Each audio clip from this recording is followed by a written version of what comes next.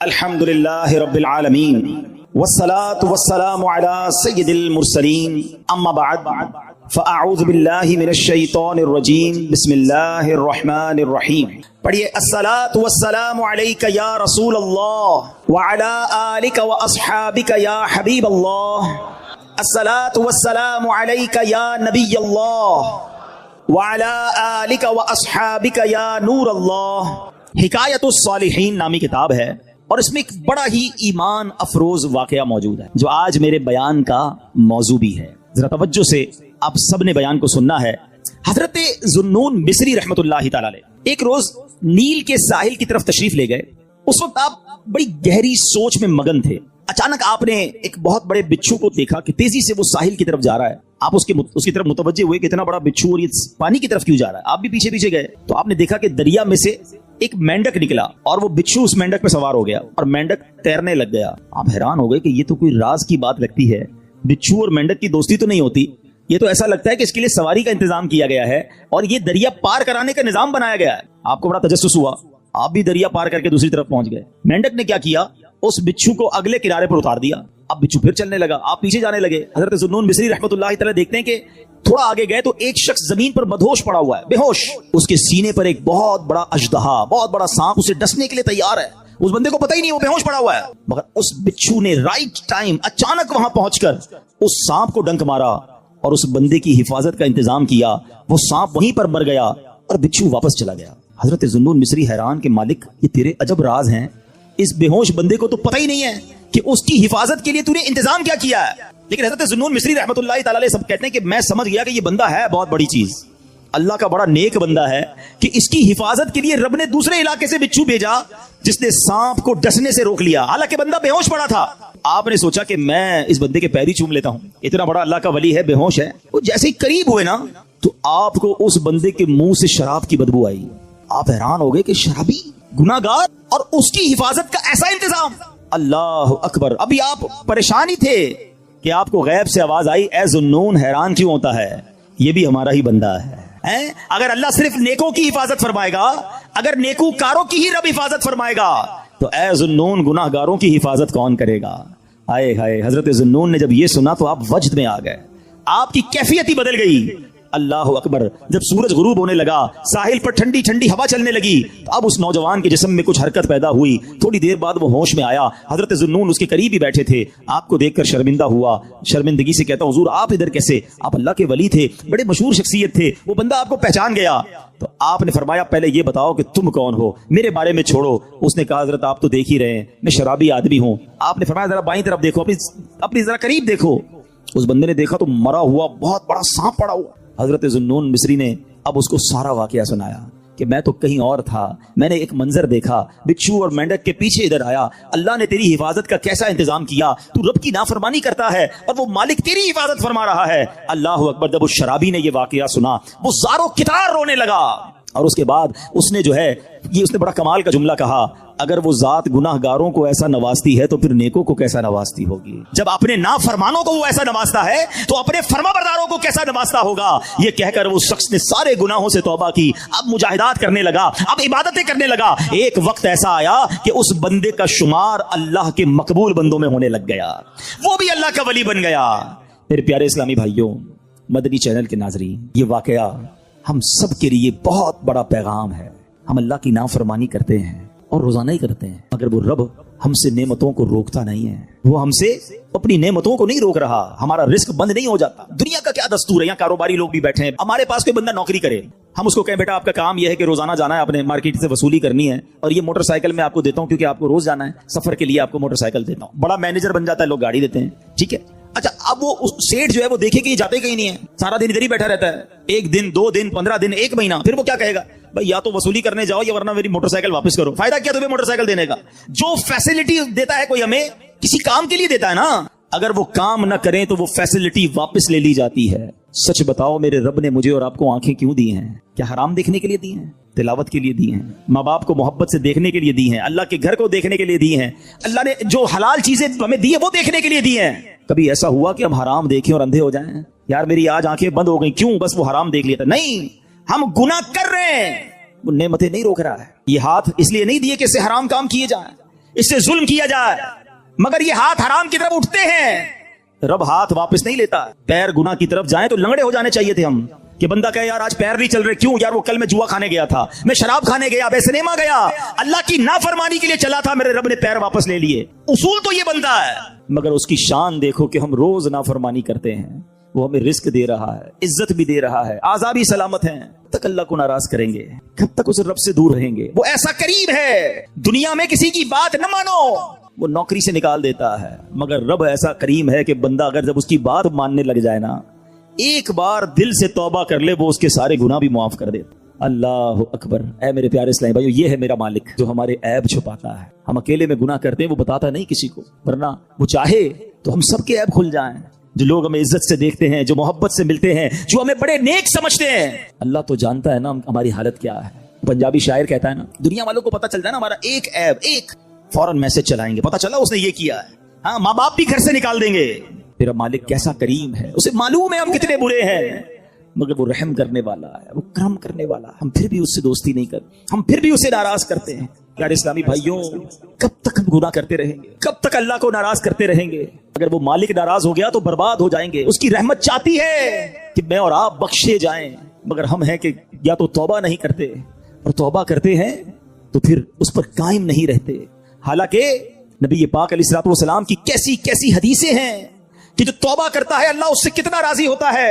آئیے حدیث پاک سنانے سے پہلے میں آپ کو قرآن پاک کی آیت سناتا ہوں۔ اللہ کریم قرآن مجید میں ارشاد فرماتا ہے، سورہ بقرہ میں دوسرے پارے آیت نمبر 222 میں ارشاد فرماتا ہے، ان اللہ یحب التوابین، بے شک اللہ پسند کرتا ہے بہت توبہ کرنے والوں کو۔ اور اللہ جب توبہ قبول کرتا ہے نا تو سنو کیسا کریم ہے۔ دنیا میں اگر ہمارا کوئی جرم ہو جائے نا، کوئی خطا ہو جائے، مثال کے طور پہ کسی کی پولیس میں کوئی رپورٹ درج کر دی جائے، تو جب بھی آپ کسی کا ریکارڈ نکالتے ہیں نا، بے شک وہ مقدمہ ختم بھی ہو گیا ہو، یا سزا ہو گئی ہو، یا سلو ہو گئی ہو، لیکن جب آپ بندے کا کریکٹر سرٹیفکیٹ نکالتے ہیں تو اس کا وہ جرم آ جاتا ہے کہ اس نے 10 سال پہلے یہ غلطی کی تھی، 15 سال پہلے اس پر یہ مقدمہ ہوا تھا۔ نہ لوگ بھولتے ہیں، نہ دنیا بھولتی ہے، مگر دیکھو میرے رب کی شان کیسی ہے کہ اللہ ایسا کریم ہے، قرآن میں فرماتا ہے کہ جب اللہ توبہ قبول کرتا ہے تو صرف گناہ معاف نہیں فرماتا، گناہوں کو نیکیوں سے بدل دیتا ہے۔ ہاں، جتنے گناہ ہیں نا وہ سارے نیکیوں میں بدل دیے جاتے ہیں۔ اللہ کریم قرآن مجید میں ارشاد فرماتا ہے، مگر جو توبہ کرے اور ایمان لائے اور اچھا کام کرے تو ایسوں کی برائیوں کو اللہ بھلائیوں سے بدل دے گا، اور اللہ بخشنے والا مہربان ہے۔ ارے میرے رب کی رحمت تو دیکھو کہ جب بندہ سچے دل سے توبہ کرتا ہے اس کی عطائیں کیسی ہیں، سبحان اللہ سبحان اللہ۔ اللہ کے حبیب صلی اللہ تعالی علیہ وسلم کی میں آپ کو حدیث سناتا ہوں کہ رب کریم کس طرح توبہ کرنے والوں پر مہربانی فرماتا ہے۔ اللہ کے حبیب علیہ الصلوۃ والسلام فرماتے ہیں، جب بندہ اپنے گناہوں سے توبہ کرتا ہے تو اللہ عز و جل لکھنے والے فرشتوں کے پاس سے اس کے گناہ بھلا دیتا ہے، اس کے اعضاء، اس کے بدن کے جو پارٹس ہیں ان کو بھی بھلا دیتا ہے، اور اس زمین پر بھی نشان مٹا دیتا ہے جہاں اس نے گناہ کیے ہوتے ہیں، یہاں تک کہ جب بندہ قیامت کے دن اللہ سے ملے گا تو اس کے گناہ پر کوئی گواہ نہیں ہوگا۔ حالانکہ خود رب نے فرمایا قرآن میں کہ وہ دن آئے گا، ارے پڑھی ہے نا یاسین شریف، اس میں اللہ فرما رہا ہے وہ دن ہوگا جب منہ پر مہر لگا دی جائے گی، ہاتھ کلام کریں گے، پیر بتائیں گے کیا گناہ کیے تھے، کدھر گئے تھے۔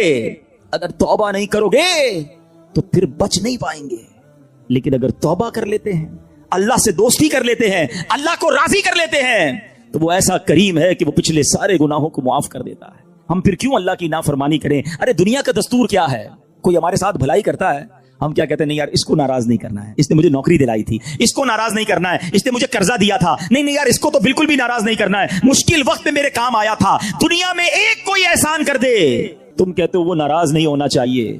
جو صبح و شام رب احسان کر رہا ہے اس کی ناراضگی کا کوئی خوف نہیں کہ وہ ناراض نہ ہو جائے، میرا مالک مجھ سے ناراض نہ ہو جائے۔ سنو توبہ کرنے والے کس قدر اللہ کو پسند ہیں۔ اللہ کے حبیب علیہ الصلوۃ والسلام فرماتے ہیں، ابن ماجہ کی حدیث ہے، کل بنی آدم خطاء، آقا فرماتے ہیں سارے انسان خطا کار ہیں، غلطیاں تو سب سے ہو جاتی ہیں، مگر فرمایا وخیر الخطائین التوابون، فرمایا خطا کاروں میں بہتر وہ ہیں جو توبہ کر لیتے ہیں، غلطی ہوتی ہے تو معافی مانگ لیتے ہیں، سر کو جھکا لیتے ہیں، اللہ سے عرض کرتے مولا آئندہ نہیں کروں گا، اور اس کی بارگاہ میں ندامت کا اظہار کرتے ہیں۔ ایک اور جگہ میرے آقا علیہ الصلوۃ والسلام فرماتے ہیں، تم سب میں بہترین وہ ہیں جو فتنوں میں مبتلا ہو اور توبہ کرتا ہو، یعنی اگر گناہ ہو جائے فوراً معافی مانگ لے۔ اچھا ہمارے کچھ لوگوں کا توبہ کا اسٹائل بھی بڑا عجیب ہے، توبہ توبہ استغفر اللہ، گالوں پہ چپت لگا لی مگر کوئی شرمندگی نہیں ہے۔ ارے ایسی توبہ تو خود توبہ کی محتاج ہے، توبہ دل سے ہوتی ہے۔ तौबा शर्म के साथ होती है, तौबा नदामत के साथ होती है, और जब नदामत के साथ बस एक लम्हे की तौबा हो ना, अल्लाह पिछले सारे गुनाह मुआफ कर देता है। सिर्फ मुआफ नहीं फरमाएगा, वो तुम्हारे गुनाहों को भी नेकियों से बदल देगा। अब हम तौबा में क्यों ताखीर करें, क्यों उससे दोस्ती ना कर लें? ऐ मेरे प्यारे इस्लामी भाइयों, तौबा की तो क्या शान है। आओ मैं अल्लाह की रहमत का एक और वाकया सुनाता हूँ। मुकाशिफतुल कुलूब में इमाम गजाली अलैहि रहमतुल्लाहिल वाली ने यह वाकया लिखा। बनी इसराइल में एक नौजवान था, 20 साल तक तो उसने अल्लाह की खूब इबादत की, फिर अगले 20 साल उसने अल्लाह की बहुत नाफरमानी की। फिर आईना देखा तो दाढ़ी के बाल सफेद हो गए थे। फिर वो गमजदा हो गया और कहने लगा, ए मेरे खुदा, मैंने 20 साल तक तेरी इबादत की, 20 साल तक मैंने तेरी नाफरमानी की, अब मैं तेरी तरफ आऊंगा तो मेरी तौबा कबूल हो जाएगी, या अल्लाह तू मुझे माफ कर देगा। उसने किसी कहने वाले की आवाज सुनी, तुमने हमसे मोहब्बत की, हमने तुमसे मोहब्बत की, फिर तूने हमें छोड़ दिया, हमने भी तुझे छोड़ दिया, तूने हमारी नाफरमानी की, हमने तुम्हें मोहलत दी, और अगर अब तू तौबा करके हमारी तरफ आएगा तो हम तेरी तौबा कबूल कर लेंगे। ये है उसकी रहमत। ऐ मेरे प्यारे इस्लामी भाइयों, अब हम क्यों ना रब से मोहब्बत करें, क्यों ना हम अल्लाह से प्यार करें, और क्यों ना सच्ची तौबा कर लें। हमारे आस पास से लोग उठ रहे हैं, मेरी भी बारी आने वाली है, आपकी भी बारी आने वाली है। हम किस इंतजार में हैं, शैतान के किस वार में हैं, हम तौबा में ताखीर क्यों कर रहे हैं? अरे कब अल्लाह को राजी करेंगे? कब तक अल्लाह को नाराज करते रहेंगे?